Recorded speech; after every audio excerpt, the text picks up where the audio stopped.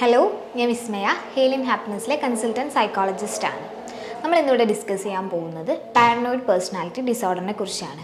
ഒരു ഏർലി അഡൾട്ട്ഹുഡിലോട്ട് കടക്കുന്ന സമയത്ത് ചിലരിലൊക്കെ കണ്ടുവരാവുന്നൊരു വ്യക്തിത്വ വൈകല്യമാണ് ഈ പാരനോയിഡ് എന്ന് പറയുന്നത്.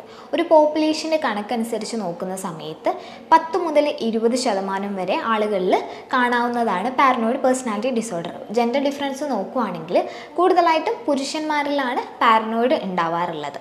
നമുക്ക് ഇവരിൽ മെയിനായിട്ട് നോട്ടീസ് ചെയ്യാവുന്ന ഒരു കാര്യം എന്ന് പറഞ്ഞാൽ എല്ലാ കാര്യത്തിലും സംശയമായിരിക്കും. ഒരാളെപ്പോലെ അവർക്ക് വിശ്വസിക്കുക എന്ന് പറഞ്ഞാൽ ഭയങ്കര പ്രയാസകരമായിട്ടുള്ളൊരു കാര്യമായിരിക്കും. ഇപ്പം മുന്നിലുള്ള ഒരാൾ എന്തുദ്ദേശത്തിലാണ് എൻ്റെ അടുത്തുനിന്ന് വന്നതെന്ന് അവരങ്ങനെ എല്ലാത്തിലും ഒരു ഹിഡൻ മീനിങ് അവർ കാണും. ഇപ്പോൾ പുതുതായിട്ട് ഒരാളെ പരിചയപ്പെടുകയാണെങ്കിൽ പോലും അവർ വന്നത് എന്തോ ഒരു പർപ്പസ് ഉണ്ട് അവർക്ക്. ശരിയായ ഉദ്ദേശം അതല്ല. അത് കഴിഞ്ഞാൽ അവരെന്നെ മിസ്യൂസ് ചെയ്യും. അവരെന്തോ കാര്യത്തിന് എന്നെ ചൂഷണം ചെയ്യാൻ ശ്രമിക്കുകയാണെന്നുള്ള തോന്നൽ എപ്പോഴും അവർക്കുണ്ടാവും. അത് കാരണം തന്നെ അവരെ എപ്പോഴും ആളുകളിൽ നിന്ന് മാറി നിൽക്കാനായിട്ടും ശ്രമിക്കുക. അതായത് സോഷ്യലി എപ്പോഴും ഡിറ്റാച്ച്ഡ് ആയിരിക്കും. അധികം കണക്ഷൻസ് ഒന്നും മെയിൻറ്റെയിൻ ചെയ്യാൻ അവർ ശ്രമിക്കില്ല. എപ്പോഴും അവർ ഒറ്റയ്ക്കായിരിക്കും. കാരണം ഓപ്പോസിറ്റ് നിൽക്കുന്ന ആൾ അല്ലെങ്കിൽ നമ്മളൊരു ഗ്രൂപ്പിലോട്ട് വരുന്ന ആൾക്കാർ എപ്പോഴും എല്ലാ കാര്യത്തിനും സംശയമായിരിക്കും. അതുകൊണ്ട് തന്നെ ആ ഒരു കണക്ഷൻ മെയിൻറ്റെയിൻ ചെയ്യാൻ അവരത്രത്തോളം ബുദ്ധിമുട്ടുണ്ടാവും. അപ്പോൾ ഓപ്പോസിറ്റ് നിൽക്കുന്ന ആൾക്കാരാണെങ്കിലും ഇപ്പം കൂടുതൽ ആൾക്കാർ അത്ര വിശ്വാസമില്ല. അതുകൊണ്ട് തന്നെ അവരും ആ കണക്ഷൻ അത്രത്തോളം കൊണ്ടു നടക്കാനായിട്ട് ആഗ്രഹിക്കില്ല.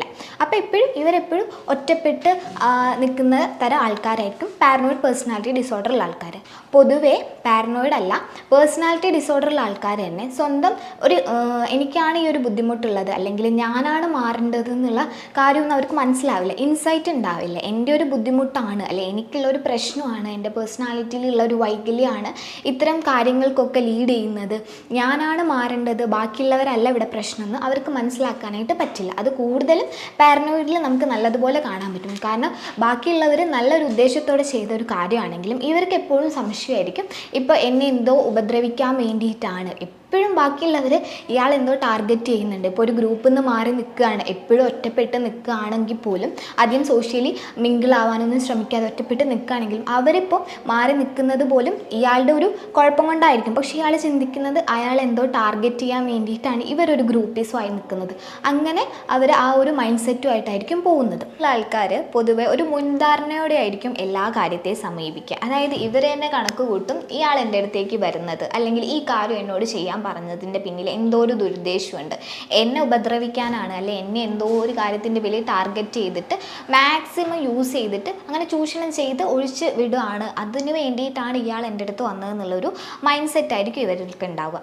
അതുപോലെ തന്നെ ഇവരെല്ലാ കാര്യത്തിലും അവരെ തന്നെ ബ്ലെയിം ചെയ്യാനായിട്ടും ശ്രമിക്കും. ഇപ്പോൾ വേറൊരാൾ ചെയ്ത തെറ്റാണ്, അതിപ്പോൾ അങ്ങനെ തന്നെ പ്രൂവ് ചെയ്തതാണെങ്കിൽ കൂടി ഇവരത് സ്വയം ഏറ്റെടുക്കാനും അത് എൻ്റെ മിസ്റ്റേക്ക് കൊണ്ടാണെന്ന് വിലയിരുത്താനായിട്ടാണ് ശ്രമിക്കുന്നത്.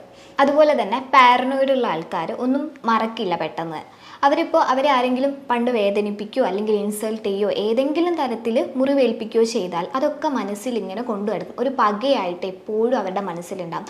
ആ ഒരു വൈരാഗ്യം കൊണ്ട് നടക്കുന്നതുകൊണ്ട് തന്നെ ഒരു തക്കം കിട്ടിയാൽ അവരത് പ്രയോഗിക്കുകയും ചെയ്യും. അതിപ്പോൾ വാക്കാലാണെങ്കിലും അങ്ങനെ മുറിവേൽപ്പിക്കാൻ കിട്ടിയ അവസരങ്ങളൊന്നും അവർ പാഴാക്കില്ല. അങ്ങനെ ഹേർട്ട് ചെയ്യുക എന്നുള്ളത് അവരിൽ കണ്ടുവരുന്ന ഒരു സിംറ്റമാണ്. ഇപ്പോൾ മനസ്സിൽ പക കൊണ്ട് നടന്നിട്ട് ഒരു തക്കം കിട്ടിയാൽ അവരത് എപ്പോഴാണെങ്കിലും പ്രയോഗിക്കുക തന്നെ ചെയ്യും. പാരനോയിഡുള്ള ആൾക്കാർ സംശയമാണെന്ന് പറഞ്ഞല്ലോ. അപ്പോൾ വീട്ടിലാണെങ്കിൽ കൂടി ഇപ്പോൾ പാരൻസിനെ ആണെങ്കിലും അവർക്ക് സംശയമായിരിക്കും. ഇപ്പോൾ ഒരു സിവിയർ ആയിട്ടാണ് ഈ ഒരു കണ്ടീഷനെങ്കിൽ നമുക്ക് മനസ്സിലാക്കാം അവർ വീട്ടിലുള്ള ചെറിയ ചെറിയ ഓരോ കാര്യത്തിൽ പോലും ഭയങ്കരമായിട്ട് സംശയിക്കും. ഇപ്പോൾ പാരൻസ് എന്തെങ്കിലും ഫുഡ് ഉണ്ടാക്കി തന്നാൽ പോലും എന്നെ കൊല്ലാനായിട്ട് അല്ലെങ്കിൽ ഉപദ്രവിക്കാനായിട്ട് പോയിസൺ ചേർത്തിട്ടുണ്ടോ എന്നൊക്കെ ഇവർക്ക് ഡൗട്ടായിരിക്കും.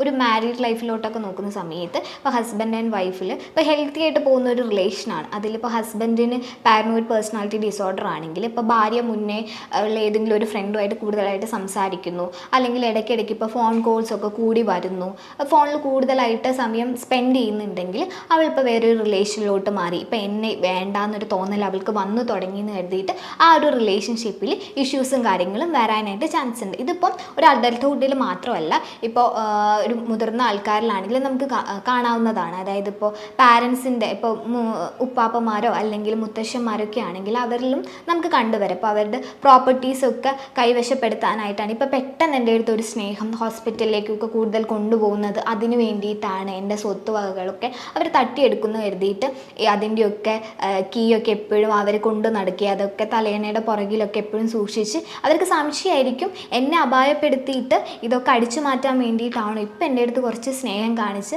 അടുത്തോട്ട് വരുന്നതെന്നൊക്കെ ഉള്ളൊരു സംശയം ആണ് അവരെ ഇങ്ങനെയൊക്കെ ചെയ്യിപ്പിക്കാനും ആ ഒരു തോട്ട്സിലോട്ടൊക്കെ ലീഡ് ചെയ്യുന്നത്. അപ്പം പാരനോയിഡുള്ള ആൾക്കാരിൽ നമുക്ക് മെയിനായിട്ട് നോട്ടീസ് ചെയ്യേണ്ടത് അവർക്ക് എല്ലാ കാര്യത്തിനും എല്ലാവരെയും സംശയമായിരിക്കും. ഒരു പെർട്ടിക്കുലർ സിറ്റുവേഷൻ ഒന്നും ഉണ്ടാവില്ല, എല്ലാ കാര്യത്തിലും അവർക്ക് പൊതുവെ സംശയം തന്നെയായിരിക്കും. അതുപോലെ ക്രോണിക്കലി ടെൻസ്ഡ് ആയിരിക്കും. അത് തുടക്കം തൊട്ട് തന്നെ ഈ സംശയം ഉള്ളത് കൊണ്ട് തന്നെ അവർക്ക് എല്ലാ കാര്യവും ഒരു പേടി അല്ലെങ്കിൽ ടെൻഷൻ നല്ലതുപോലെ കണ്ടുവരുന്നതാണ്. ഇതിനൊക്കെ ഒരു കാരണം എന്ന് പറയുന്നത് ചൈൽഡ്ഹുഡിൽ ഉണ്ടാകുന്ന ട്രോമയാണ്, അല്ലെങ്കിൽ പാരൻസിൻ്റെ അടുത്ത് നിന്നുണ്ടാകുന്ന ഒരു നെഗ്ലക്റ്റ്, അതല്ലെങ്കിൽ ഇപ്പോൾ പാരൻസിന് ആർക്കെങ്കിലും പാരനോയിഡ് പേഴ്സണാലിറ്റി ഡിസോർഡർ ഉണ്ടായി, അല്ലെങ്കിൽ ഒരു ജെനറ്റിക്കലി നോക്കുകയാണെങ്കിൽ മുതിർന്ന വേറെ ആർക്കെങ്കിലും മുത്തശ്ശന്മാർക്കോ അങ്ങനെ ആർക്കെങ്കിലും ഉണ്ടായിരുന്നെങ്കിൽ അത് കാരണമൊക്കെ അവർക്ക് പാരനോയിഡ് പേഴ്സണാലിറ്റി ഡിസോർഡർ ഉണ്ടാകാനുള്ള ചാൻസ് കൂടുതലാണ്. ഇപ്പോൾ ചൈൽഡ്ഹുഡ് ട്രോമ നോക്കുകയാണെങ്കിൽ ഇപ്പോൾ മുന്നേ അവർക്ക് ഒരു എക്സ്പീരിയൻസ് ഉണ്ടായി കുട്ടിക്കാലത്തൊക്കെ, അവർക്കധികം പാരൻസിൻ്റെ അടുത്തു നിന്നാണെങ്കിൽ ഇപ്പോൾ എന്തെങ്കിലും ഒരു ചെറിയ കാര്യം പറഞ്ഞാൽ അതിനൊക്കെ ഒരുപാട് എക്സ്പ്ലനേഷൻ കൊടുക്കണം, അവരെ ആരും ഒന്നും വിശ്വസിക്കുന്നില്ല. അപ്പോൾ അവർ വളർന്നു വന്നത് തന്നെ എല്ലാ കാര്യവും ഇങ്ങനെ സംശയിച്ച് മാത്രം നോക്കിക്കൊള്ളണം എന്നാണ് അവർ പഠിച്ചു വെക്കുന്നത്. ഇപ്പോൾ എന്തിനാണെങ്കിലും ഒരുപാട് ക്വസ്റ്റ്യനിങ് ആണ് അവർ വളർന്നു വരുമ്പം കേട്ടിട്ടുള്ളത്. അതുപോലെ തന്നെ എന്തെങ്കിലും രീതിയിൽ അവരുടെ ഒരു ട്രസ്റ്റ് ബ്രേക്ക് ആയിട്ടുണ്ടാവും, അവർക്കൊന്നും വിശ്വസിക്കാൻ പറ്റാത്ത രീതിയിൽ അവരെ ആരെങ്കിലും പറ്റിച്ചിട്ട് പോയിട്ടുണ്ടാകും. അങ്ങനെ ഒരു ഇൻസിഡൻറ്റോ അല്ലെങ്കിൽ ഒരു എക്സ്പീരിയൻസോ ഉണ്ടായിട്ടുണ്ടെങ്കിൽ ആ ഒരു ട്രോമ അവർക്ക് ലൈഫിൽ പാരനോയിഡ് പേഴ്സണാലിറ്റി ഉണ്ടാവാനുള്ള ചാൻസിന് ഒരു കാരണമാണ്. പിന്നെ പാരൻറ്റിൻ്റെ അടുത്തു നിന്നുള്ളൊരു നെഗ്ലക്റ്റ് ഒക്കെ കാരണം അവർക്ക് ആരെയും അത്ര വിശ്വാസമല്ല, പാരൻസ് പോലും ഇത്തരം ആറ്റിറ്റ്യൂഡാണ് അവരുടെ അടുത്ത് കാണിച്ചത്. അപ്പം ആൾക്കാരുടെ അടുത്തൊക്കെ ഉള്ളൊരു വിശ്വാസം പതിയെ പതിയെ കുറഞ്ഞു വരാനും കാരണമാവുന്നുണ്ട്. CBT അതുപോലെ സൈക്കോ തെറാപ്പിയൊക്കെ കൊടുത്തിട്ട് നമുക്ക് ഇത് ട്രീറ്റ് ചെയ്യാൻ പറ്റുന്ന ഒരു പേഴ്സണാലിറ്റി ഡിസോർഡർ തന്നെയാണ്. ഇതുപോലെയുള്ള ഒരു ഇൻഫോർമേറ്റീവ് വീഡിയോയുമായി നമുക്ക് നെക്സ്റ്റ് വീഡിയോയിൽ കാണാം. താങ്ക്